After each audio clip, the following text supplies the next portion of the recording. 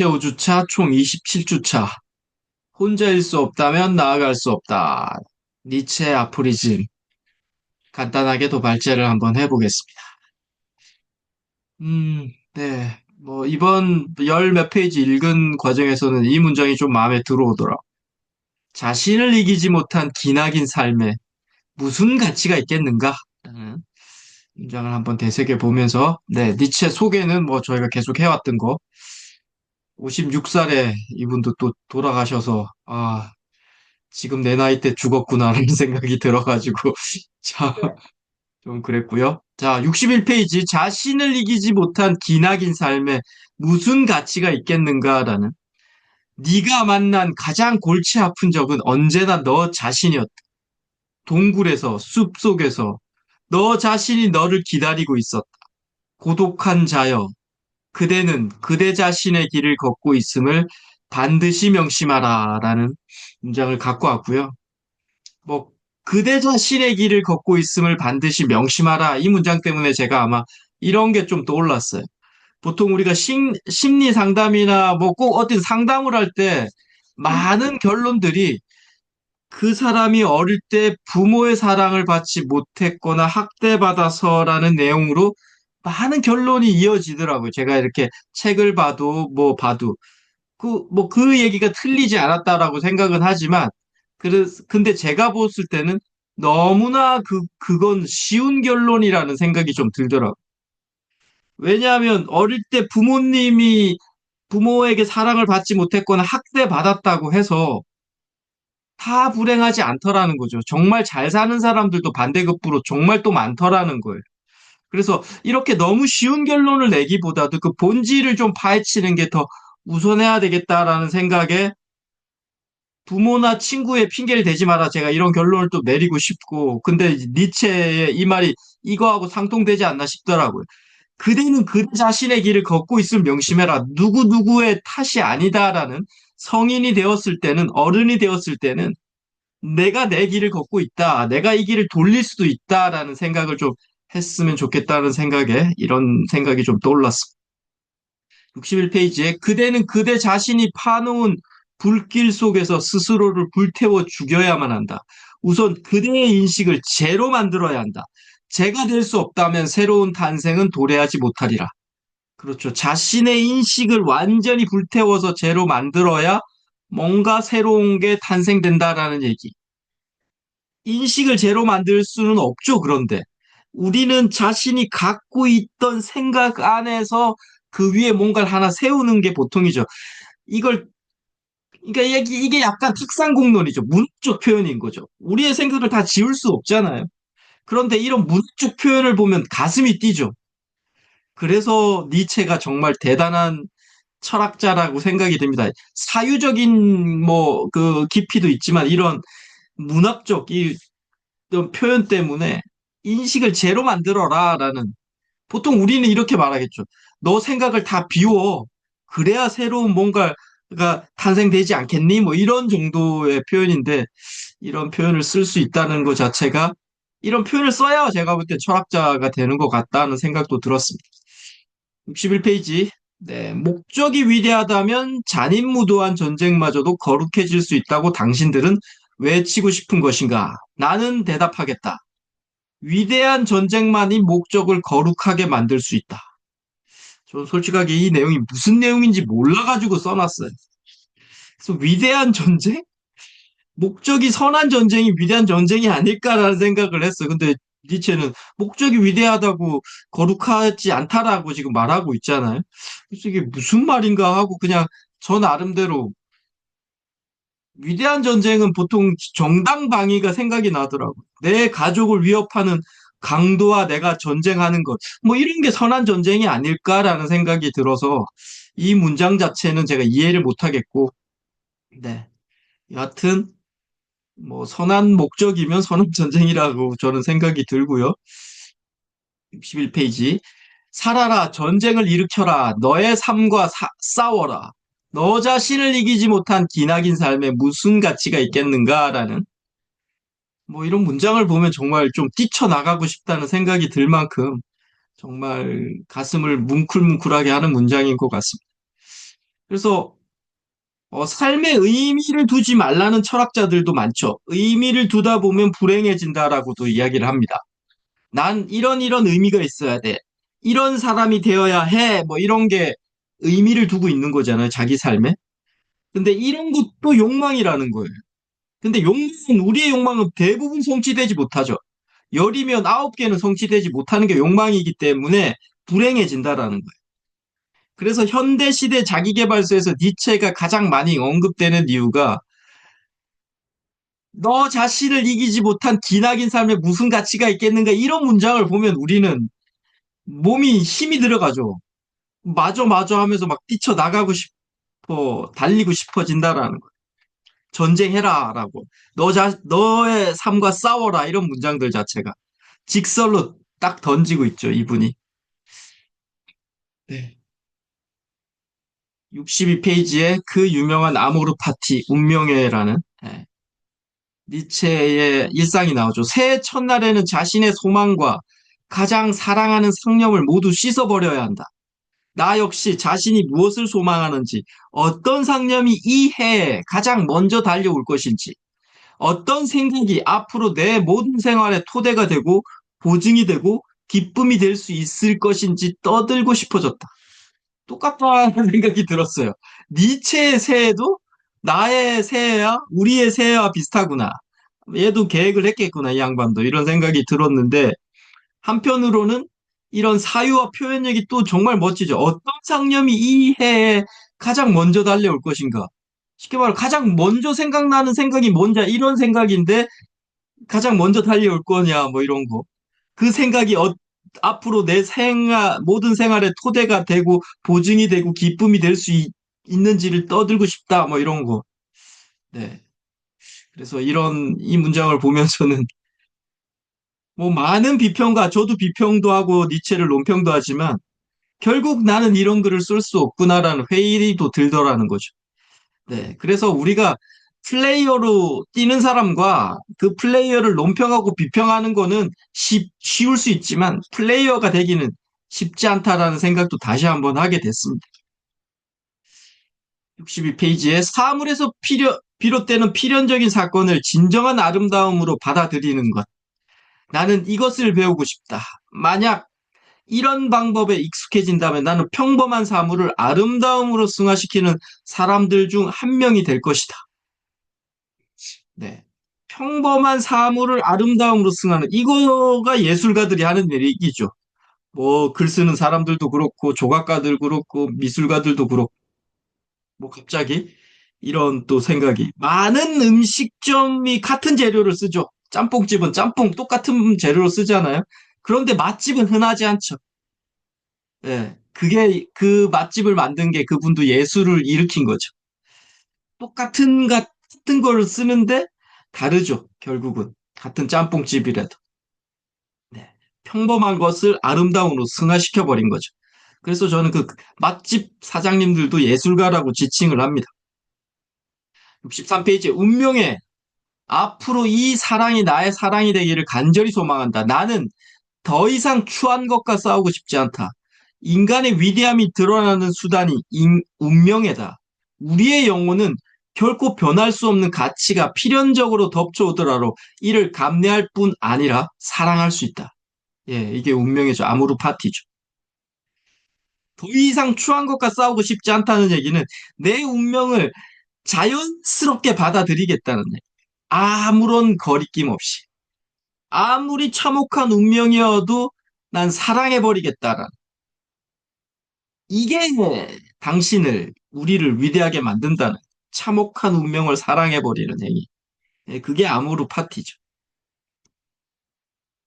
64페이지죠. 네. 오직 혼자 이 길을 걸어야 한다.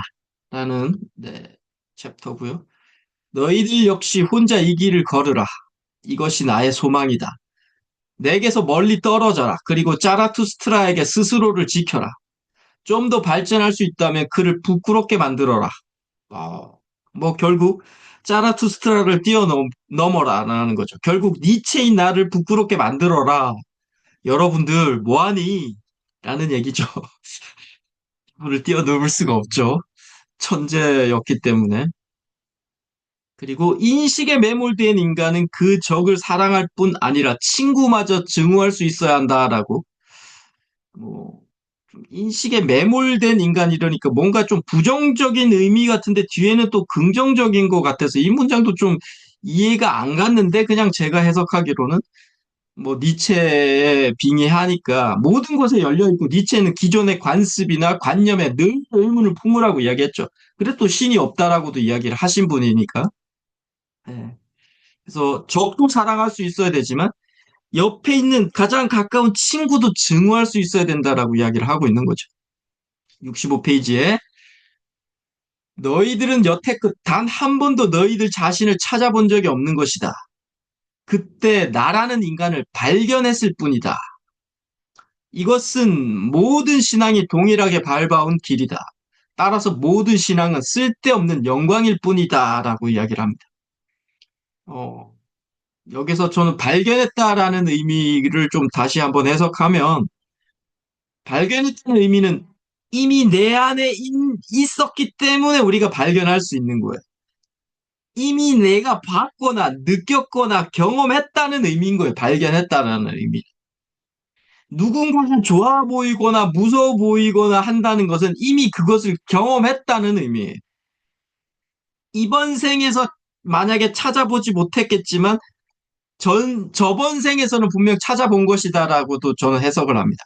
뭐 이 얘기가 생각하면 말씀드리면서 생각나는 게 뭐냐면 정말 두 살, 세 살 꼬마 아이들이 귀신 분장을 한 그 어떤 뭐 에버랜드 같은 데에 있는 그 여자분들을 되게 무서워하는 영상을 봤거든요. 그 속으로 2살 된 아이들이 귀신을 본 적이 없을 텐데 어떻게 저렇게 무서워하지? 그걸 그냥 안 넘어갈 수 있지만 저같이 좀 이렇게 관찰하고 싶은 사람들은 아, 쟤들이 언젠가 봤겠구나. 자기 안에 그 어떤 귀신에 대한 무서움의 인지가 있으니까 무서운 거죠, 결국은. 그게 현대 과학에서는 본능이야라고 한마디로 정의할 수 있지만 제가 볼 때는 그렇게 이야기하기에는 너무 단순해져 버리죠. 아마 어떤 삶에서든 봤을 거예요. 그러니까 그게 무섭다라고 느껴지는 거겠죠. 2살 된 아이가 교육도 받지 않았던 아이들이. 네. 그래서 니체는 발견했을 거다라고 이야기하는 거예요. 이미 안에 갖고 있었다라는 얘기죠. 발견했다라는 얘기. 그래서 제가 책 쓰기 하는 과정에서도 유명한 명문들이 정말 내 마음에 쑥 들어오는 거 있죠. 야, 이거 너무 멋지다라는 거는 그게 나한테 갖고 있었다는 거예요. 나도 그 문장을. 멋지다라는 그 문장을. 그런데 그동안에는 표출되지 못했지만 어떤 이런 유명 저자들이 잘 표현해 놨기 때문에 내 마음에 들어왔다라는 거죠. 그래서 그게 내 거라는 거예요, 결국은. 그렇게 들어오는 것만이. 네. 같은 얘기고요. 65페이지. 지금 나는 너희들에게 명령한다. 나를 잃어버리고 너희들 자신을 발견하라. 너희들 모두가 나를 부정할 수 있게 되면 비로소 나는 너희들에게 돌아가리라. 말씀드린 것처럼 짜라투스트라를 넘었으면 배우러 가겠다라는 거.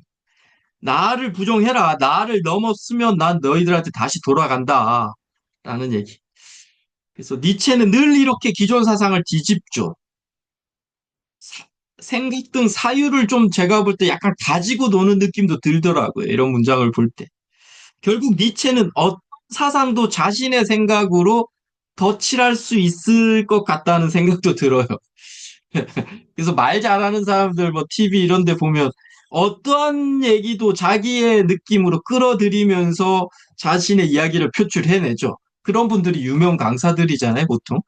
네, 뭐 니체하고 그런 분들을 비교하는 게 웃기지만 여하튼 이분은 정말 자신의 사유를 가지고 논다라는 생각도 좀 들었습니다. 69페이지에서 72페이지까지 낙타, 사자, 그리고 어린아이 뭐 이렇게 되어 있는데요. 뭐 제가 중간중간 생략하면서도 한번 좋았던 거 읽어보겠습니다. 나는 이 무거운 짐을 짊어지고 나의 위대한 힘을 즐기리라. 가장 어려운 짐들을 우리의 거대한 정신은 기꺼이 짊어진다. 그는 무거운 짐을 지고 사막을 건너는 낙타처럼 자신의 사막으로 달려간다. 우리 정신은 사자가 된다. 자유는 그를 사막의 군주로 삼고 싶어 한다. 새로운 가치의 창조는 사자가 할 수 있는 일이 아니다. 그러나 새로운 가치를 창조하는 데 필요한 자유는 사자만이 창조할 수 있다. 사자도 감히 할 수 없는 일을 어린아이가 해낼 수 있다는 사실을 믿어다. 어린아이는 순수하다, 망각이다, 새로운 출발이다, 하나의 놀이다, 저절로 굴러가는 수레바퀴다, 최초의 운동이다. 그리고 무엇보다 신성한 긍정이다. 창조는 긍정을 필요로 한다. 세상을 등진 자만이 자신이 원하는 세계를 얻을 수 있다. 뭐 이게 좀 가끔씩 나오더라고요. 낙타, 사자, 어린아이. 네. 여하튼, 네. 어린아이가 마지막으로 결론이 되는 거고. 결국 창조는 고독이 필수다라는, 네. 73페이지에 의미 없는 것이 왜 문제인가라는 챕터고요. 목적도 없이 헛되이 이루어지는 지속이 인생을 지배하고 있다. 하지만 의미도 없고 뚜렷한 목표도 없음에도 그러나 피할 수 없는 회기처럼 무한히 반복되는 영광스런 결말도 없이 그저 존재하기만 할 뿐인 그 자체로서의 실존, 의미 없음의 영원한 반복. 이것이야말로 인생이라는 무의미한 가치의 가장 극단적인 형식이 아니냔 말이다. 무의미여 영원하라. 뭐 이러면서. 하여튼 좀 어렵기는 한데 이게 소설처럼 잘 안 읽히죠. 왜? 개념적인 글이라서 그래요. 네, 결국은 의미 없는 게 왜 문제인가? 문제가 아니다라는 거죠, 이분이. 예, 퀘스천이 아니죠. 느낌표를 달아놨죠, 문장에. 그래서 이 시치프스가 바위를 산으로 올리는 이 까미에서 나오는 이것도 똑같은 거죠. 무의미한 이 일을 이 바위가 올라가면 또 아래로 떨어지는데 또 그걸 무한 반복해서 올리고 있는 이 무의미한 일을 계속 하고 있는 것. 여기에서 까미는 반항하라고 이야기를 합니다. 반항하라고. 근데 가장 통렬한 반항은 신이 내린 이 무의미한 운명을 사랑해버리는 거예요. 그게 가장 통렬한 반항이라는 거예요. 그래서 무의미여 영원하라는 거예요. 니체도 그렇고 까미도 그렇고 결국은 이 아무것도 의미 없는 것 같지만 난 이거 사랑해버릴 거야 라고 해버린다는 웃어버릴 거라는 거죠. 74페이지에 날짜도 신문도 생각하지 말고 오직 내 안의 외침만 쫓아가야 한다. 뭐 자기의 또 삶이 좀 나오더라고요. 난방비는 떨어진 지 오래다. 팔다리가 자주 마비가 온다. 순수한 고독을 위해 나는 서슴없이 차갑고 황량한 다락방 속으로 들어간다. 이틀 전 발작은 정말 위험했다. 아무것도 못했던 탓인지 엄청나게 불이했다. 너무 많은 문제를 뒤쫓고 있다는 생각이 든다. 세상을 모른 채 살아가야 한다. 무슨 일이 있어도 스스로 걱정에 휩싸이지 않기를. 수백 년 세월을 찰나처럼 혹은 영겁처럼 시간을 느끼지 못하듯이 살아가야 한다. 날짜도 신문도 생각하지 말고 오직 내 안의 외침만 쫓아가야 한다. 시간을 느끼지 못하듯이 살아가야 한다라는 얘기. 네, 이렇게 살아가는 게 결국 몰입된 상태로 살아가는 거죠. 우리가 시간과 시공을 느끼지 못하는 거는 오로지 몰입된 상태여야만이 그걸 못 느끼죠. 시공으로 돌아오는 순간에는 우리가 바로 걱정과 근심이 한 번에 몰아치죠. 이 현실의 어떤 삶이. 그걸 벗어나는 길이 지금 앞에 대상에 또는 호흡에 일단 몰입된 상태죠. 뭐 책을 읽을 때도 그게 몰입되면 또 시간을 느끼지 못하듯이. 네. 그렇게 저도 살고 싶습니다. 76페이지. 체계가 없는 것이 내가 추구하는 체계다라는 네, 이런 문장이고요. 나는 체계주의자들을 불신한다. 그들을 피해 도망친다. 체계를 세우려는 의지는 성실성의 결여다. 아, 역시 니체 같아요. 네. 혼돈스러운 것이 규칙이다라고 이야기를 하고 있는 것 같고, 뭐, 저도 여기에서 할 얘기가 조금 생각이 나서, 결국 체계는 담이나 벽을 세우는 거죠. 우리가 회사나 조직에서도 체계를 만들자, 체계를 만들자고 하는 거는 고정되게 하는 거고, 고정되게 하는 건 딱딱함이고, 근데 니체는 기존 것에 언제나 의문을 품으라고 이야기하는 사람이기 때문에 유연함에 반대되는 체계를 불신하는 건 당연하죠. 당연히 체계를 불신한다고 하죠, 이 친구는. 체계가 없다면 반드시 매번 다시 해야 되죠. 우리가 뭔가 회사 일을 할 때도 체계가 없으면 새롭게 해야 됩니다. 당연히 성실하지 못하면 할 수 없죠. 그래서 성실성의 결여다라고 이야기를 하는 거고, 결국 체계는 좀 더 편안하고 안전하기를 원해서 세우는 거죠, 우리가. 조직이 가장 뭐 회사의 체계가 그게 대표적인 거잖아요. 뭐 결제 라인도 그렇고. 그게 되게 편안하기 위해서, 안전하기 위해서라는 거죠. 그런데 그러면, 네, 뭐, 이분 말대로는, 이분은, 니체는 끊임없이 그런 체계에 의문을 품으라고 하는 거니까 불신한다는 거죠. 항상 새롭게 시작해야 한다라는 느낌. 혼돈이 규칙이라는 거죠. 혼돈이 체계라는 거예요, 이 친구는, 니체는. 뭐, 같은 얘기. 내 체계가 없는 것이 내가 추구하는 세계이며, 겉으로 보이는 모습은 아무 데서나 끌어온 사상을 마구 뭉쳐놓은 것처럼 보일지 몰라도, 세세히 들여다보면 일관적이고 논리적이고 질서정연하게 단 한 가지 사상만을 주장하고 있음을 엿볼 수 있다. 그것은 바로 창조와 고통의 영원한 회기다. 뭐 문장이 조금 이해는 안 되긴 하는데 여하튼 체계가 없는 것 같지 내가. 그런데 나는 한 가지만 주장하고 있어. 그건 창조와 고통의 영원한 회귀다라는 거예요.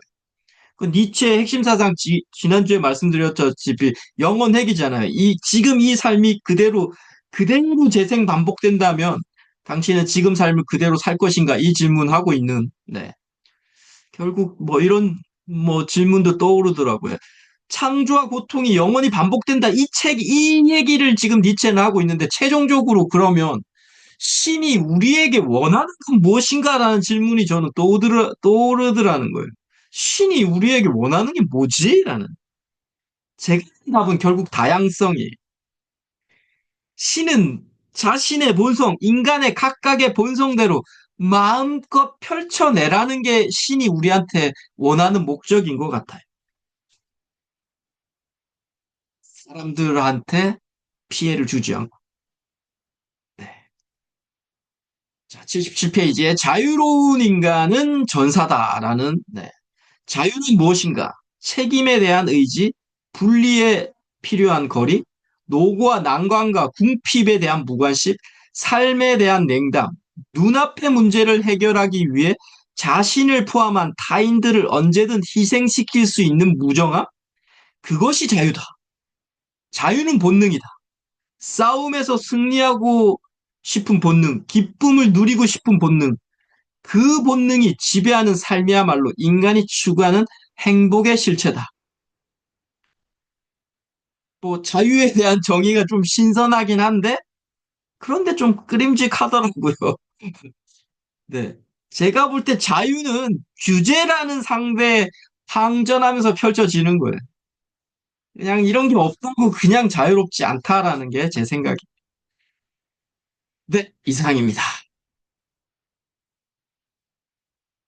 네, 수고하셨습니다. 소장님은 어떻게 읽으셨는지, 어디가 마음에 드셨는지 말씀해 주셔도 좋겠습니다.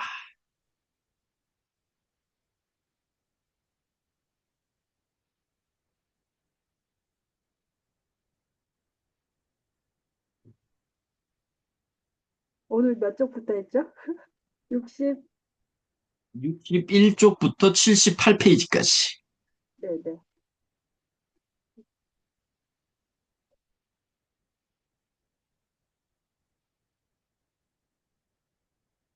아까 자신을 이기지 못한 기나긴 삶에 무슨 가치가 있겠는가 이 말씀하셨는데요. 여기서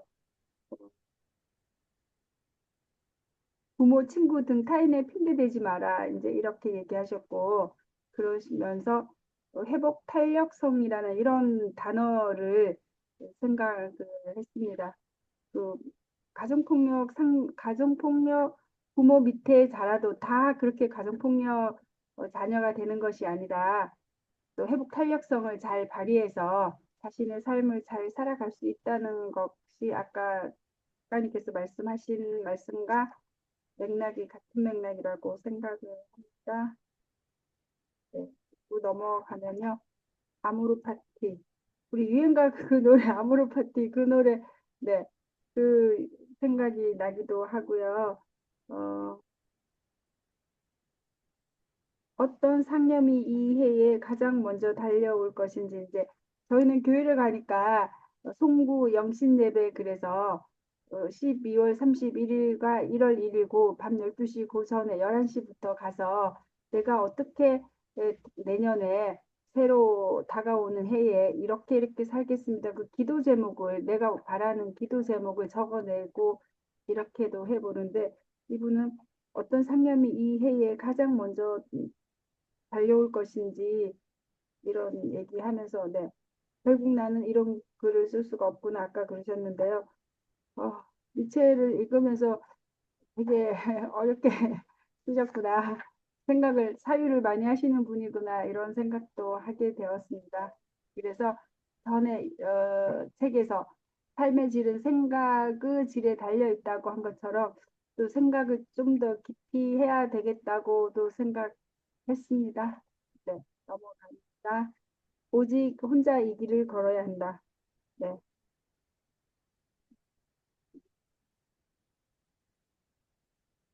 아까 발견했을 뿐이다 그랬을 때 이미 내 안에 그것을 가지고 있었다 이런 말씀 하셨고요. 또 어린아이가 어린아이가 한 번도 본 적 없는데 이렇게 무서워한다 이런 것도 이미 전생에서 그것을 받지 않을까 이런 말씀 하실 때 이걸 어떻게 받아들여야 될까 이런 고민도 했습니다. 네. 그래서 그런 거를 본능적으로 무서워하고 무서운 걸 봤을 때 본능적으로 한다는 그런 의미가 이미 우리가 전생에 우리 무의식에서 기억은 잘 못하지만은 이미 살아 전생에서 이미 경험했다 이런 말씀해 주셔서 그 말씀도 의미가 있겠다 이런 생각했습니다. 네. 그리고 넘어가면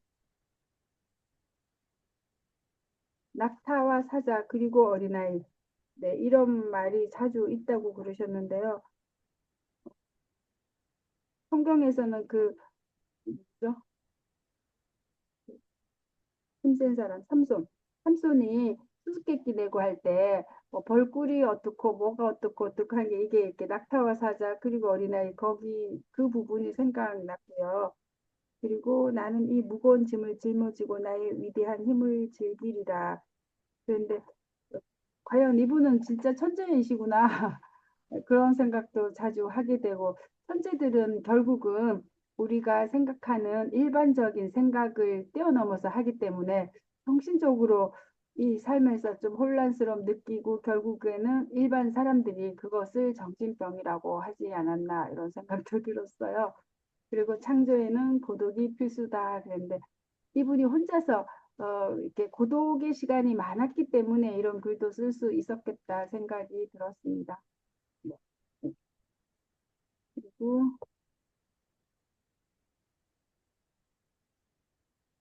의미 없는 것이 왜 문제인가 이렇게 하면서도 의미 없는 것도 의미가 있다고 이렇게 표현하는 것 같다고 생각이 들었습니다. 네. 그래서 또 헛되이 이루어지는 지속이 인생을 지배하고 있다 그랬는데 잠언서에 솔로몬이 헛되고 헛되도다 이렇게 잠언서를 쓴 것처럼 이분도 목표와 목적도 없이 헛되이 이루어지는 지속이 인생을 지배하고 있다 그랬는데 우리가 잘 모르는 것 같지만 그래도 인생의 목표와 목적은 있다고 생각이 들고요. 그런 생각했습니다. 네. 인생의 목적.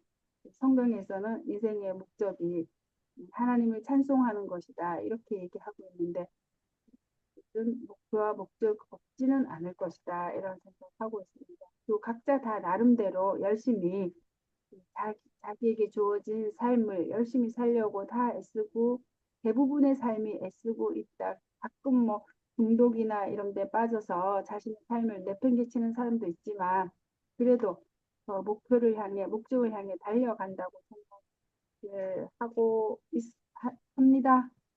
그리고 그 다음에 날짜도 신문도 생각하지 말고 오직 내 안의 외침만 쫓아가야 한다.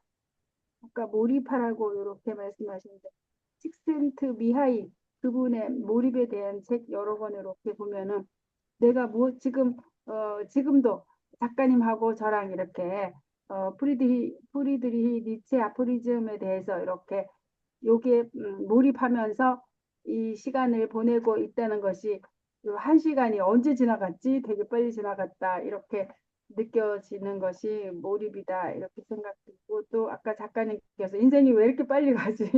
네, 가을에 네, 인생이 왜 이렇게 빨리 가지? 너무 빨리 간다. 이런 생각도 작가님께서 인생에 몰입을 하셨기 때문에 시간 가는 줄도 모르고 글쓰기 뭐 이런 거에 몰입하셨다. 이렇게 긍정적 해석을 하고 싶습니다. 네.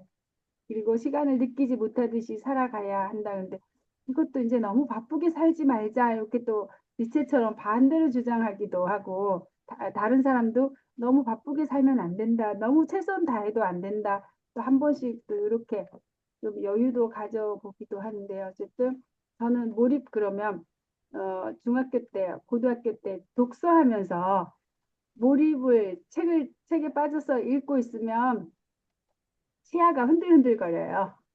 전체가 좀 책에 빠져서 읽고 있으면 시야가 흔들흔들한데 이게 몰입이구나. 그때도 그렇게 느꼈는데 몰입에 대해서 하루 종일 금방인 것 같은데 하루 종일이 벌써 지나갔고 시간 가는 줄 모르는 시간이 너무 빠른 것 그것도 몰입의 일종이다 이렇게 생각이 되었습니다.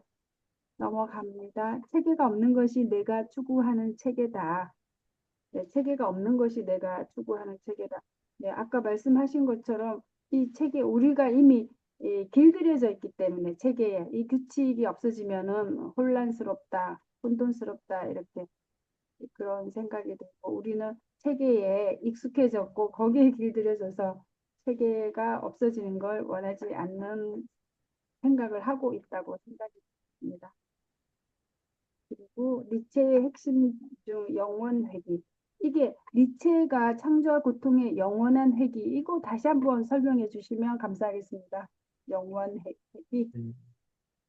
그, 그러니까 제가 이 문장을 봤을 때 얘가 니체가 이렇게 했죠. 내가 추구하는 체계가 추구하는 게 없고 내가 되게 막 대충 뭐 아무 데서나 뭔가 사상을 끌어오고 뭉쳐놓은 것처럼 보이지만 내가 일관적이고 논리적이고 질서정연하게 생각하는 건 단 한 가지 주장만 하고 있다는 거예요. 그게 창조와 고통의 영원한 회귀 이렇게 이야기를 하는 거거든요. 니체가.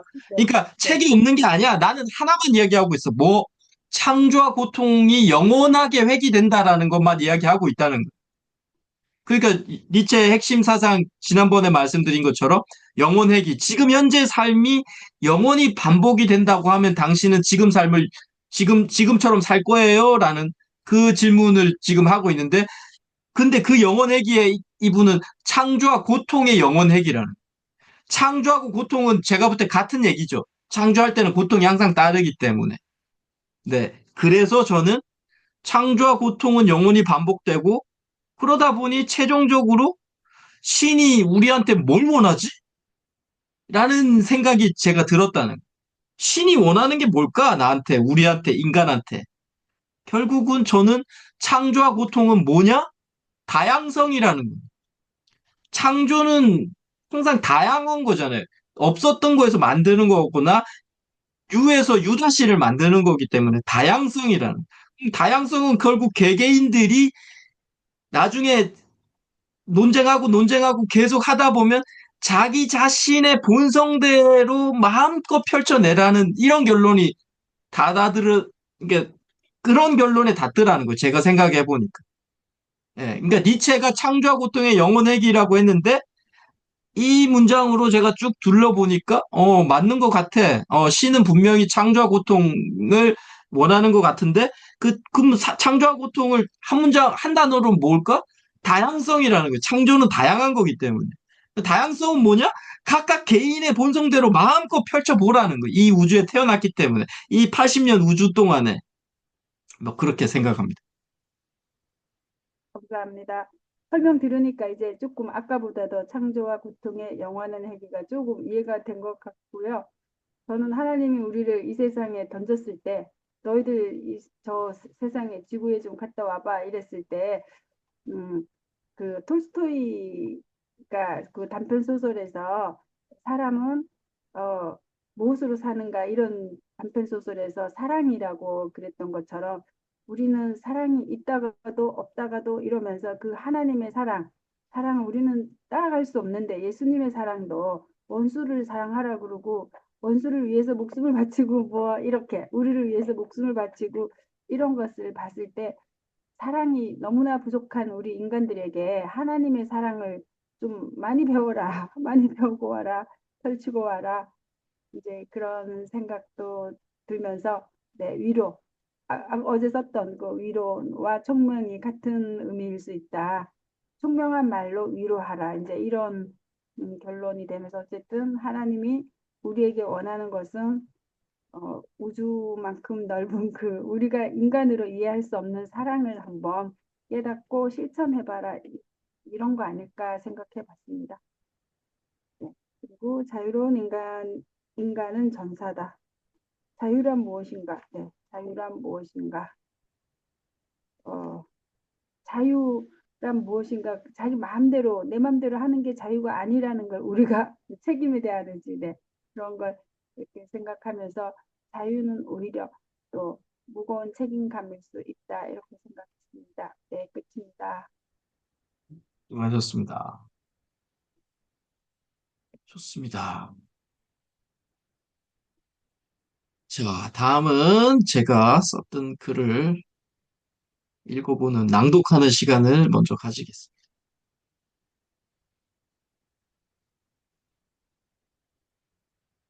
우연찮게 또 이 니체의 영혼핵이랑 약간 비슷한 느낌의 네, 글이었습니다. 만든 이유가 고작 80년간 사는 거였을까라는 제목으로 제가 썼던 거고요. 이 신이 인간을 만든 이유가 80년간 불완전한 상태로 살다 가기를 원했어일까라는 부제로 이 사람은 따사로운 햇볕이 내리쬐는 공원의 벤치에 앉아 있었다. 제이는 깊은 사색에 잠긴 표정으로 조용히 입을 열었다.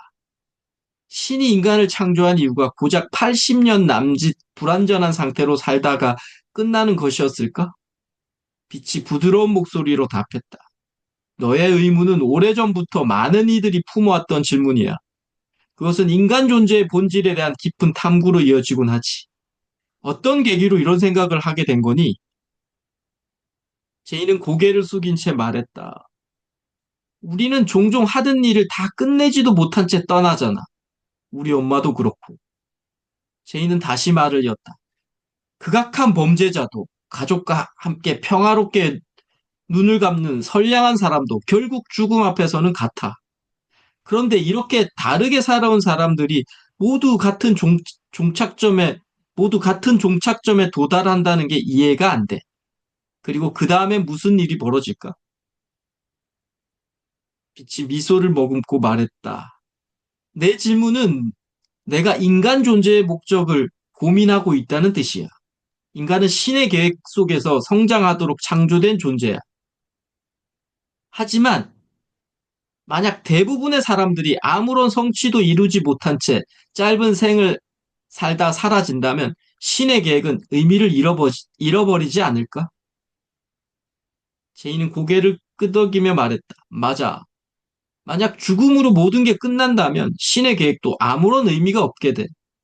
자기가 왜 태어났는지조차 모르는 채 허무하게 끝나는 거니까. 빛은 잠시 고요히 눈을 감고 생각에 잠기더니 천천히 입을 열었다. 제이, 인간은 세상에 태어나 크고 작은 실수를 하며 배우고 약간의 지식을 쌓으며 자신을 조금씩 나가다 떠나지. 그런데 단 한 번의 생으로 모든 것을 완성하는 사람은 과연 있을까? 세상에 완벽한 존재가 있다 해도 대부분은 그 경지에 도달하지 못한 채 불완전한 상태로 떠나고 말지. 게다가 드물게 높은 도덕성과 영적 수준에 도달한 사람들이 나타난다 해도 사람들은 종종 그런 이들을 배척하거나 파괴하려 하지. 그리고 두려워하며 죽음으로 내몰지. 소크라테스나 예수 같은 위대한 인물들조차 결국 불완전한 상태로 세상을 떠났잖아. 이런 점에서 인간의 삶은 한 번의 삶으로 설명하기엔 너무 짧고도 불완전해. 빛은 허공을 지그시 응시하며 다시 말을 이었다. 소크라테스가 세상을 떠난 후 그의 본질은 어디로 갔을까? 아직 일을 다 끝내지 못한 채 성장의 여정을 멈춘다는 것이 과연 자연스러운 일일까? 아니야, 다음이 있어야 합리적인 거야. 빛은 조용히 한숨을 쉬며 다시 말을 이었다.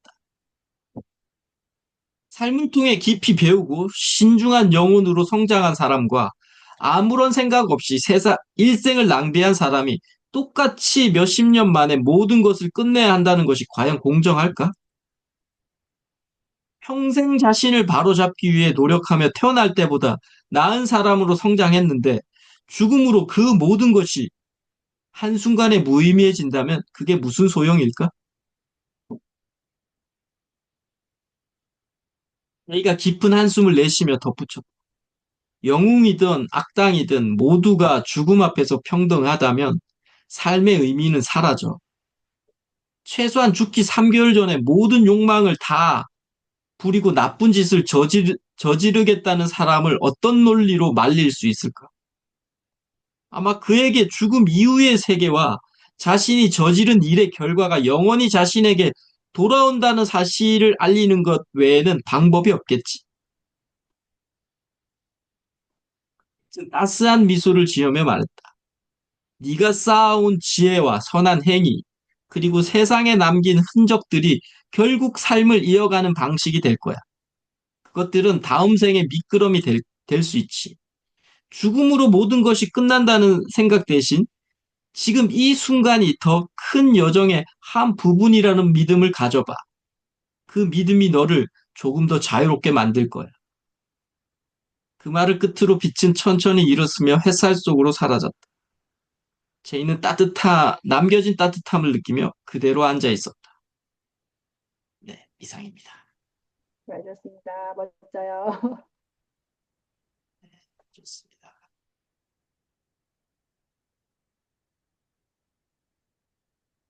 다음은 소장님이 쓰신 글을 한번 읽어주십시오. 제가 오늘 오후에 작가님께서 이렇게 에, 피드백 해주신 거 보고 좀 수정해야지 이런 생각은 있었는데 오후 내내 네, 상담하느라고 그런 시간이 없었고 이걸 쓰면서도 제가 고민을 자꾸 하게 되는데 이 상담의 비밀 보장 서약하면서 이렇게 말을 하기도 하고 또 이렇게 때로 글로 이렇게 나오기도 하는데 얼만큼 조금만 넣을까 이 고민하면서 조금 넣으려고 애를 썼었고 여기에 나오는 이분의 사위 이분이 결국은 어제 문자를 보냈어요. 그래서 문자 보고 전화를 하니까 어, 상담은 원래 비밀이 상담의 내용을 이렇게 다 공개해야 하는 건가요? 이러면서 장모님이 어, 사위가 정신과 치료 다닌다는 거 다 알고 있고 그 다음에 어, 장모님이 우울증 약 오래 드셨다는 거를 제가 얘기했다고 그래서 그건 아니다. 본인들이 직접 얘기하셨다. 이렇게 얘기했는데 어느 부분을 그렇게 생각하느냐 이제 이렇게 얘기하면서 결국은 가족 상담을 이렇게 하다가 보면은 제 얘기가 오고 갈 수도 있고 어, 하여간 정신과 병원 다닌다고 해서 상담 일정을 월요일 하지 않고 금요일로 바꿨어요. 요 말까지 이제 싫은 거예요, 이분은. 그래서 저는 소장님을 좋아하는데 상담자 바꿨으면 좋겠어요. 그래서 어제 그리고 오케이 한 번 저한테 왔었거든요. 사이분은 한 번 오셨는데 그러면 처음 전화 받았던 그 상담자가 상담하는 걸로 하면 좋겠다. 그래서 그렇게 보면서 비밀 보장에 대해서 자꾸만 제가 신경을 쓰게 돼요.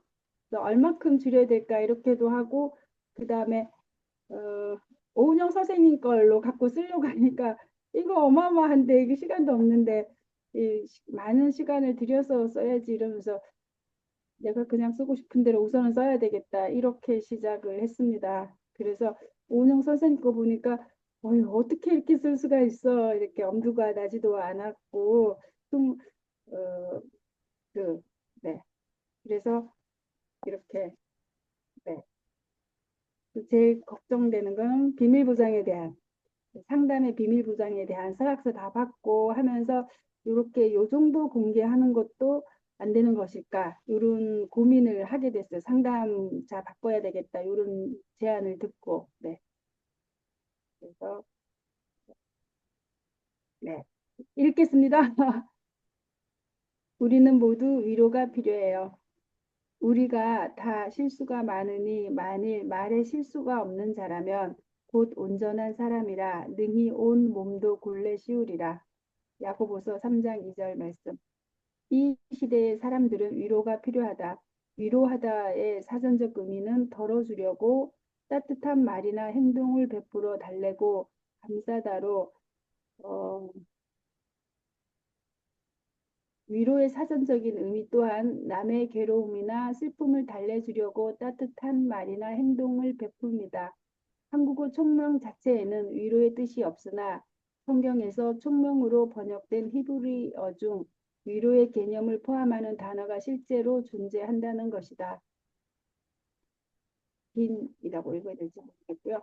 분별하다, 이해하다, 돌보다의 이 단어는 단순히 똑똑함이 아니라 다른 사람의 마음을 이해하여 배려하고 돌보는 의미가 포함된다.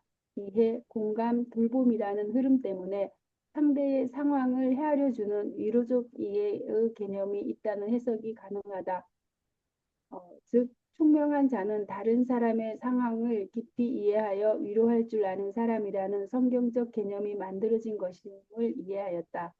정신건강의학과 오은영 박사는 말했다. 마음의 충족감은 아이가 와, 부모가 내 마음을 잘 아는구나 라고 느끼면서 눈에 보이지 않는 따뜻한 느낌이 확 차오르는 거라고. 양으로는 측정이 안 되지만 물통에 물이 차오르듯이 내 마음에 사랑이 꽉 차오르는 느낌이 들 때는 아, 행복해. 아, 나는 사랑을 받는구나. 받는 사람이구나 라고 생각한다. 부모란 존재, 자식에게는 참 어렵다. 사랑받고 싶은 마음 때문에 가까이에 붙어 있으려 한다. 대개 자식은 어떻게든 사랑을 받아보려고 여러 번 손을 내민다. 그런데 부모는 자식을 대하는 그 패턴을 바꿀 수가 없다. 아이가 부모의 사랑을 굳게 믿고 있다면 조금 섭섭한 일이 생겨도 잘 넘길 수 있다. 그런 믿음이 없는 아이들은 부모가 조금만 섭섭하게 해도 크게 분노한다. 부모를 공격자라고 생각한다. 아이를 잘못 다룬 부모들, 자식에게 큰 상처를 준 부모들, 그들도 자식을 사랑하긴 했다. 지금도 사랑하고 있다. 그런데 왜 그 사랑이 자식에게 상처가 되었을까? 자식의 마음은 보지 못한 채 사랑할수록 고통을 주기만 하는 그런 사랑을 한 것이다. 한 어머님이 상담소에 왔다. 40살이 넘은 딸이 7층 발코니 난간에서 자해소동을 벌였다고 했다. 이웃 사람이 먼저 신고했고 어머니도 신고했다. 딸은 사위가 뚱뚱하다고 했다는 말 때문에 밥도 같이 먹지 않고 지낸다며 사위가 안 볼 때 허겁지겁 입안에 음식을 가득 집어 넣는다는 것이다. 급하게 먹으니 냉장고 안에는 소화제로 가득 찼다. 집안은 신발장부터 정리되어 있다. 사위 때문에 딸은 강박이 생겼다며 하루 종일 쓸고 닦고 청소하니 집안은 먼지 한 톨 없다. 딸은 친정엄마를 미워한다고 했다. 장인 장모한테 잘하는 사위를 자신이 낳은 딸보다 더 좋아한다며 불만이다. 딸은 신혼초부터 나아질 것 같지 않은 부부 관계에서 엄마의 도움과 위로를 받고 싶어 했다. 부부싸움 할 때 녹음한 것을 지인들과 친정 엄마에게 보냈다. 지인들은 이런 남편하고 당장 이혼하라고 했다. 친정 엄마는 정서적 안정을 먼저 만드는 딸에 대한 공감은 없었다. 표면적 말이 아니라 그 마음의 동기, 즉 딸의 욕구를 듣지 못하였다. 말 뒤에 말을 듣는 대신 평소 습관처럼 말했을 뿐이다. 어머니가 딸에게 한 말이다. 그 앞전에 먼 일이 있었겠지. 힘든다고 하는 딸의 마음을 깊이 이해하지 못했다. 감정의 뿌리를 분별하지 못했다. 덜어주려고 따뜻한 말이나 행동을 베풀어 달래고 감싸주는 위로를 전혀 못했다. 어머님에 이어 아버님도 상담소에 왔다. 부르튼 입술로 어머니가 쉬지 않고 이야기하는 동안 묵묵히 듣고 있던 아버님이 한마디 했다.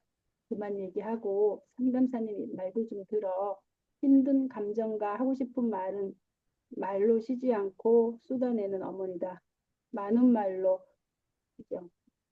이번에 겪은 일로 하마터면 딸을 잃을 뻔했던 가슴을 쓸어내리며 아버님은 말했다.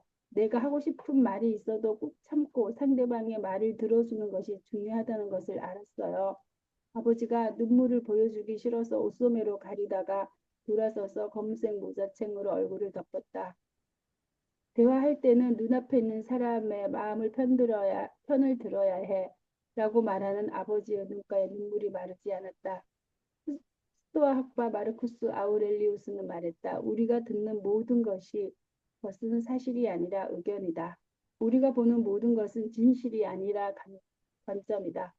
지혜의 미덕은 한마디로 현실을 합리적으로 관찰하는 능력이다.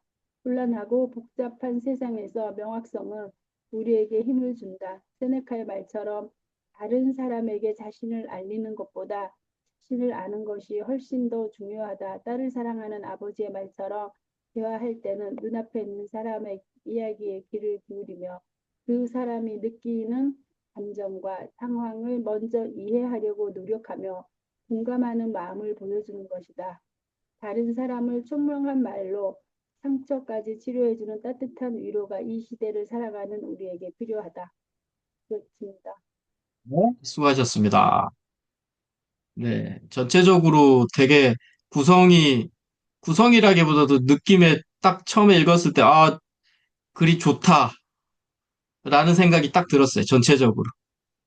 근데 이제 중간중간에 이제 비문들이 이제 이게 무슨 얘기인가 이게 이제 이런 거 제가 이제 댓글로 달아놨던 게 지금도 무슨 말인지 좀 이해가 잘 안 되는 느낌에 있는 그런 것만 고치면 네. 그냥 느낌에는 이번 글이 너무 네, 잘 읽혔고 그냥 그 좀 딱딱 뭔가 이렇게 좀 아구가 맞다 그러나요? 이렇게 뭔가 딱딱 틀이 좀 맞았다는 느낌이 들어서 잘 읽혔습니다. 네. 오은영 선생님 책 보면서 그래도 흉내 내려고 네, 애를 네, 썼고 그러시면 그게 좋은 거죠. 네. 네, 이렇게 흉내 낼 수 있다는 얘기는, 네. 뭐 충분히 뭐, 근데 이걸 이렇게 썼는데 이게 오은영 선생 거에 카피했다. 이걸 누가 그걸 그렇게 생각할 수 없거든요. 이 전혀 글을 보고 오은영 박사를 이 글이 흉내 낸 거야라고 느낄 사람이 있을까요? 제가 그 어떤 챕터인지는 모르겠지만 그렇게 느낄 수가 없어요. 이건 어차피 소장님만의 글이기 때문에. 그거를 이제 거기에 좋은 부분을, 거기 틀을 갖고 왔고, 뭐, 뭔가 좀 인용되는 부분을 갖고 올 수 있겠지만, 그렇다고 이게 카피했다? 그렇게 절대 말할 수 없죠. 제가 쓰고 싶은 핵심 내용은 물론 총명과 위로 이것도 핵심이면서 어머니가 맨 위에 성경 말씀 네, 우리가 다 말에 실수가 많으니 요 말이 꼭 들어가야 되겠다고 생각해놓고 안에서는 잘 녹여내지 못했는데요.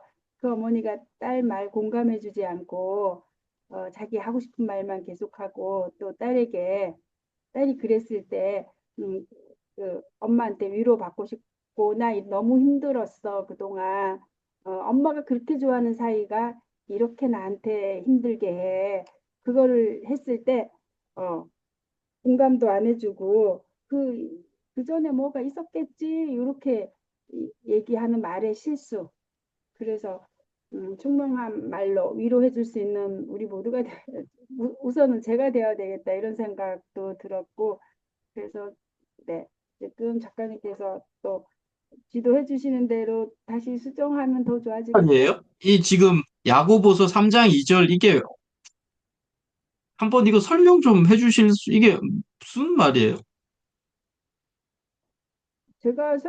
제가 설명을 해드릴 수는 없겠지만 우리가 다 말에 실수가 많으니 이 말은 이제 말 실수 때문에 친정 엄마의 말 실수 때문에 딸이 갑자기 감정이 확 올라와서 그래서 뛰어내린다 그랬고 자해한다 그랬고 이번에 또 아버지한테도 얘기해서 아버지 나 이 사람하고 이혼할 거야. 계속 이제 흉을 보고 자기 마음의 걸 털어내려고 이제 흉 보고 그러니까 아버지도 그래 이혼해라 이제 이렇게 했을 때 아버지가 책임질게 이랬을 때 딸이 음, 아버지가 이번에도 사위편 들고 이렇게 말하지 않았으면 나 또 떨어졌을 거야. 이런 말을 봤을 때 위로받고 싶은 딸이었는데 엄마의 말실수가 이렇게 딸을 큰일 나게 할 뻔했는데 지금 이 딸은 엄마를 친구들에게 우리 엄마는 밖에서는 천사야. 다른 사람들한테는 천사인데 나한테는 악마야. 우리 엄마가 이렇게 나한테 나쁘게 해서 했다. 이제 그렇게 계속 엄마 흉을 보고 있대요. 그래서 그러면은 엄마하고 거리를 좀 둬야 되겠다. 미국에 있는 언니가 그렇게 얘기하니까 아니야, 엄마는 우리 집에 와서 내가 말할 때 엄마한테 말할 때 엄마는 미안하다. 계속 딸한테 사과해야 돼. 그 둘째 딸은 그렇게 그걸 원하고 있다고 그러는데 오늘도 오셔가지고 계속 네 어제 남편하고 싸웠다 뭐 이런 얘기 하시는데 객관적으로 봤을 때는 이분 탓이라고 보여지는데 음, 남편이 저녁 식사 뭐 이런 얘기 하시면서 2시간 동안 집에 이번 글 와서 쓰실 때, 네 소장님, 잠깐만요. 이번 글 쓰실 때 오은영 박사 거를 보면서 좀 이렇게 참고하려고 했다는 부분은 예를 들면 어떤 거예요? 여기 이 글에서는? 참고가 잘 되지 않아가지고 오은영 박사님처럼 흉내 내야지 했는데 도저히 이건 불가능이다 지금 공부를 더 해야 되겠다 이런 생각해서 제가 그냥 그저께 교회 가서 이렇게 말씀 들으면서 위로 총명 이런 내용 앞에 부분 요거 들으면서 어떻게든 연결해야지 이런 생각했고요. 그래서 오은영 선생님 거 몇 개 읽으면서 네 부모가 내 마음을 잘 아는구나. 마음의 충족감. 이런 게 아이한테 엄마가 전해주지 못했다. 이런 생각이 하고 연결하려고 했는데 연결이 잘 안 됐습니다. 네. 그러니까, 어, 그, 제가 어저께도 잠깐 이제 전화 드려서 혹시 이제 이 챕터가 오은영 박사님의 글 뭐 하회 중에 뭐 일곱 번째 챕터라고 그걸 보고 이제 조금 좀 비슷하게 따라해 보려고 한다고 한번 그렇게 써보면 되게 좋다고 했잖아요. 그런 연습을 해보는 것 자체가. 네. 그래서 제가 여쭤보는 거예요. 이 전체적인 글에서 지금 오은영 선생을 뭐 말을 인용한 거는 어떻게 보면 딱 여기거든요. 여기 그쵸? 그 밑에도 네. 아 요까지? 더 아래까지예요. 까지? 네. 아, 아 요까지? 네, 네. 요까지겠네요. 그죠? 예, 네. 요까지? 예, 네네. 네. 흉내 내기가 되게 어렵다는 생각이 들어서 그냥 하면서 갖고 와야 되겠다. 이런 생각을 했습니다. 네네, 그렇게 하시면 돼요. 네네, 충분히 괜찮고요. 네. 음, 이- 네, 이렇게 하시면 돼요. 네, 이렇게 하시면 돼요. 네. 그래서 오은영 선생님 책을 보면서 좀 내용을 최소화 조금만 상담해서 했던 거 일부만 조금만 가져와서 이렇게 하면 되겠다 이런 생각도 들었습니다. 네. 너무 많이 가져오지 말자 이런 생각. 아니, 뭐 많이 가져가셔도 돼요. 지금은 어차피 이게 초고라고 생각하시면 나중에 또 고치게 되면 또 막 수정해야 되고 빼야 되고 이런 게 모르겠어요. 저는 너무 많이 생기더라고요. 한 몇 달 지나서 그 글을 보면 네, 너무 많이 막 바뀌니까 그냥 지금 쓰는 것도 중요하긴 한데 이게 다 바뀔 거라는 게 거의 머릿속에는 확정이 돼 있다 보니까 그렇게 막 초고 쓸 때 누구 거를 좀 채용하는 거에 대한 부담이 없어요. 왜냐하면 나중에 다 바뀔 거라고 아니까. 예. 네, 또 출판사들이나 이렇게 글쟁이들 있잖아요. 글만 쳐다보고 매일 글만 작업하는 친구들은 딱 보면 알아요. 저도 좀 놀라긴 했는데 그 친구들이 뭐 글만 계속 보고 수정하는 친구들이잖아요, 그분들이. 그러니까 딱 네. 알더라고. 저도 작가님께서 그렇게 하시는 거 보면서 저도 놀랍습니다.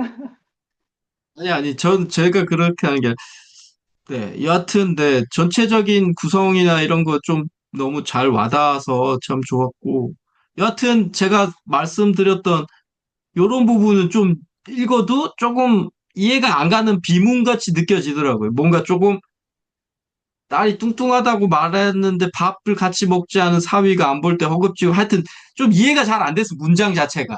예, 제가 몇 그럼요. 번씩 지금 읽어도 좀 이해가 안 되는 거고 네. 또 뭐 이런 것들 친정엄마는 정서적 안정을 먼저 만드는 딸에 대한 공감은 없었다 이런 것도 비문이죠. 그죠? 뭔가 정서적 안정을 원하는 딸에 대해서 공감이 없었던 거잖아요. 그죠? 그런 얘기인 거죠. 네. 예. 그러니까 이런 게 있으면 나중에 곧 그냥 단문으로 잘라도 돼요. 딸은 정서적 네. 안정을 먼저 원했다. 그런데 친정엄마는 그걸 공감해주지 못했다. 이렇게 두 문장으로 자르면 바로 이해가 돼버리죠. 네. 네네. 근데 이거는 제가 무슨 말인지 이게 이 야고보서 3장 2절은 뭐 이런 경전을 제가 좋아하니까 실수가 많으니 만일 말에 실수가 없는 자라면 곧 온전한 사람이라 능히 온몸에 온몸도 굴레 씌우리라. 온몸도 굴레 씌우리라. 실수가 없는 자라면 굴레 씌우리라. 그러니까 좋은 거네. 실수가 없는 자는 온몸에 굴레라는 게 좋은 굴레가 씌워진다. 뭐 이런 의미겠네요. 저도 잘 모르겠네. 네, 그렇습니다.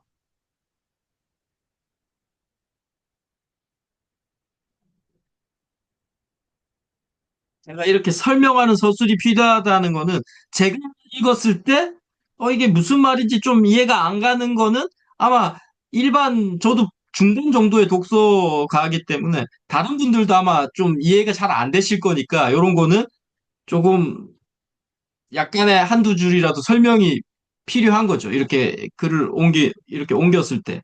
누구나 다 이해할 만한 글이면 그냥 그런 설명이 필요가 없는데, 그래도 조금 이해가 안 가는 부분이 있을 것 같다면 한두 줄 정도 풀어내는, 네, 그런 거는 또 필요합니다.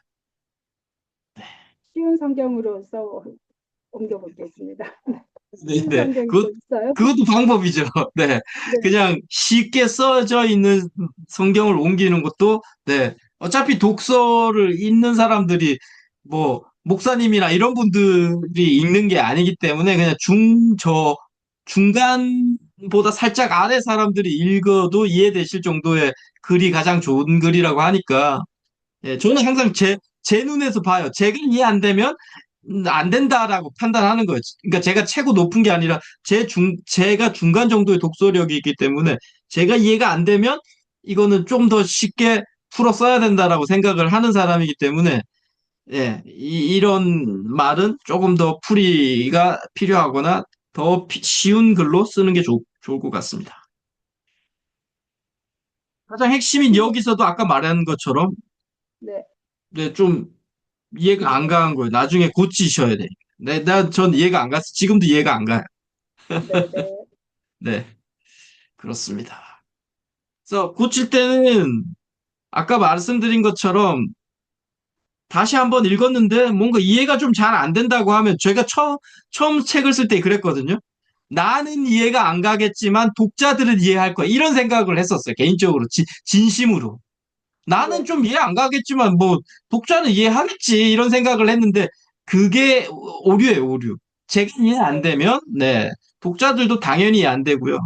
그래서 고칠 때는 그래서 제가 글을 처음 쓸 때는 거기에 문학적 힘을 안 주겠다는 문장이라면 단문으로 끊으라는 얘기가 그런 거예요. 단문으로 네. 끊는 순간에는 무조건 이해가 되거든요. 네.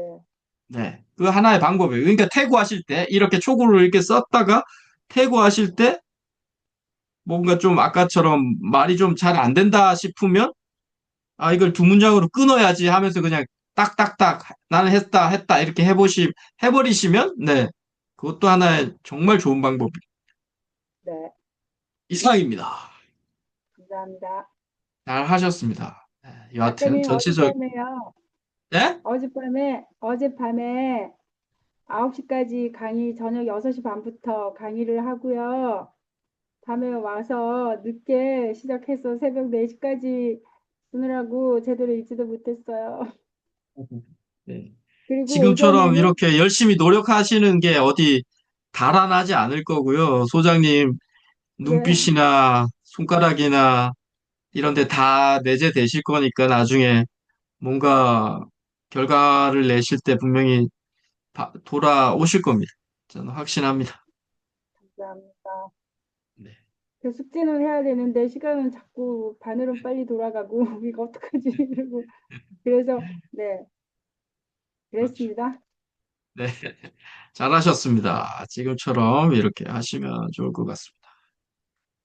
네. 어제도 말씀드린 것처럼 혹시 당연히 오은영 씨의 하해를 보면서 좀 따라하고 싶은 곳이 있다고 했을 때, 네, 뭐, 제가 그분 책을 뭐, 읽거나 뭐 그런 게 아니라 빌려보고 이럴 여력이 없으니까 소장님이 나는 오늘 7번째 꼭지를 보고 조금 비슷하게 한번 내가 컨셉을 따라 해봐야지 하면 그거 그냥 사진으로 올려주셔도 좋아요. 그럼 네, 제가 소장님 그렇게 해서 이렇게 올려주신 거랑 그 글과 제가 좀 비교해서 이거 좀 집어 넣으시고 요거 좀 빼시고 이렇게 제가 또 좀 말씀드릴 수 있거든요. 그러면 아마 더 풍요로운 글이 될 확률이 높아요. 그래서 제가 말씀드린 거니까 뭐 나중에 그렇게 하시려면 또 사진을 톡이나 한 번씩 이렇게 찍어서 보내주셔도 좋습니다. 네. 엄두가 안 났어요. 너무 엄두가 안 났어요. 안 나요. 원래 엄도 안 나는데 그게 네, 정말 가장 좋은 훈련 방법이에요. 예. 제가 네, 말씀드린 것처럼 그래서 제가 글쓰기 할 때도 정말 좋아하는 작가의 책을 그냥 교과서 시험 보듯이 읽고 외우고 계속 그 줄치면서 그걸 가지고 가시라고 하는 게 그렇게 해야 그분처럼 비슷하게 글을 쓰더라는 거예요. 문장 자체도. 네, 네. 그러니까 지금 뭐 우리 소장님이 저기 오은영 박사를 좋아한다 이런 게 아닐 확률도 있잖아요. 뭐 좋아할 수도 있고. 그래서 정말 내가 좋아하는 작가, 나는 이 사람처럼 글 쓰고 싶어. 야, 이 글을 어떻게 쓰지 하는 작가가 있으면 그분의 책은 정말 그 중에 뭐 한 권이라면 그거는 정말 외우다시피 한번 하시면 필사하시고 그러면 그렇게 한 1년 하시면 제가 농담이 아니라 비슷하게 쓰게 돼요. 필사하고 비슷하게 좀 따라 해보고 지금 제가 말씀드린 것처럼 아, 이번 꼭지는 내가 이분 글 너무 좋아하는데 나도 비슷하게 좀 많은 카피를 하지만 내 이야기도 살짝살짝 좀 집어 넣어봐야지. 이렇게 되면 네. 그게 뭐, 까미가 됐던, 뭐, 일본 작가 그분, 뭐, 누구 유명하신 분들 있잖아요. 그런 분들이 됐든, 그렇게 따라가다 보면, 한 1년만 진짜 열심히 하신다고, 매일 하루에 10페이지씩 뭐, 필사하시고, 사유하시고 하다 보면, 비슷하게 가더라는 거예요. 그러니까 그거보다 더 좋은 방법이 없어요. 글을 잘 쓰겠다는 방법은. 이제 지금 소장님한테 제가 말씀드린 게 소장님이 지금 자신의 이야기를 그냥 쏟아내는 것도 좋아요. 그건 제가 처음에 글 쓰는 분들한테 그런 얘기를 많이 해요. 자신의 이야기를 계속 쏟아내라. 근데 지금 소장님 처음이 이제 아니신다 보니까 이제는 조금 힘든 상황을 한번 극복을 해야 되는데 이제 그거 중에 가장 좋은 방법이 금방 말했던 이런 방법입니다. 내가 좋아하는 작가를 따라해봐야지 하는 거. 네. 네, 그러면 분명히 글이 그분처럼 쓰여집니다. 네, 네, 제가 많이 느껴요. 저도 뭐 그런 경험이 충분히 많기 때문에 그렇게 하시면 좋을 것 같습니다. 그래서 좀 말씀드리지 않아요. 제가 한참 처음에 제가 글 쓸 때 저기 구본영 작가, 구본영 네, 작가 거가 한 열 몇 권 책을 내시고 돌아가셨는데 그분 책을 그냥 막 완전히 뭐 스물 몇 권을 다 그렇게 읽은 건 아닌데 한 몇 권은 정말 막 줄을 쳐가면서 읽고 있더라고요, 제가. 나중에 보니까 좀 비슷해져요, 진짜. 네. 예. 그러니까 그만큼 따라 하시다 보면 따라간다. 그 얘기 꼭 드리고, 당연히 좀 어렵습니다. 지금 소장님이 말씀하신 것처럼, 아, 이 시간도 없는데 지금 오은영 박사 이분 거를 좀 채용해서 이렇게 내 거를 옮겨내는 작업이 당연히 어렵죠. 왜? 지금은 소장님도 그냥 내 머릿속에 있는 거 내가 경험했었던 거를 좀 쭉쭉쭉쭉, 이것도 쉬운 일은 아닌데 결코 이렇게 옮겨내는 게 더 편하죠. 그런데 이제 이 옮겨낸 사항보다는 그분들의 글을 보고 내 거를 생각해서 내 거를 좀 끼워 넣는 연습. 이거 하시면 제가 말씀드렸죠. 다 배운 거라고. 다 배웠다는 표현이 웃기고 그냥 정말 많은 그 훈련이 돼버린 거예요. 그럼. 그래서 어떤 분들이 그 얘기 정말 많이 하세요. 지금 저도 좀 이해가 되는데 책 한 권 읽으면 내 책을 한 권 그대로 쓸 수 있다라고 이야기하세요. 어떤 분은. 느낌이 있게 책을 내가 한 권 읽으면 나도 그분에 있는 것처럼 책 한 권을 쓸 수 있다. 왜? 제가 말했던 그 방법을 쓰는 거예요. 무라카미 하루키의 1페이지부터 2페이지 읽었는데 내 느낌을 조금 집어 넣어 보는 거예요. 그게. 그러면서 조금 조금씩 변화시키다 보니까, 어? 나도 책 한 권 다 썼네라는 게 생기더라. 그런 책 쓰기 강사나 글쓰기 강사들이 많아요. 그래서 그 얘기를 많이 합니다. 근데 어느 정도 되면 소장님 아마 어느 정도 되면 어? 이 꼭지 읽으니까 이게 진짜 내 글처럼 내가 좀 변화시킬 수 있겠는데? 라는 게 떠오른다니까. 그러면 아마 나한 1년에 한 세네 권 쓰겠는데 이 생각도 들어요. 1년에 한 세 권 정도 쓸 수 있을 것 같은데 이 생각도 들게 됩니다. 네, 그게 이제 힘이 생긴 거죠. 네? 좋습니다. 여튼 지금처럼 뭐 지금도 너무 잘 하고 계시고 다음 주에는 네 지금 79페이지부터 95페이지까지. 네, 네. 바그너가 마지막 95페이지더라고요. 그래서 이거 알고 싶다 싶어서 바그너까지 네, 네. 하겠습니다. 이 모임, 수고하셨고 네, 다음 주에 뵙겠습니다. 네, 감사합니다. 파이팅입니다.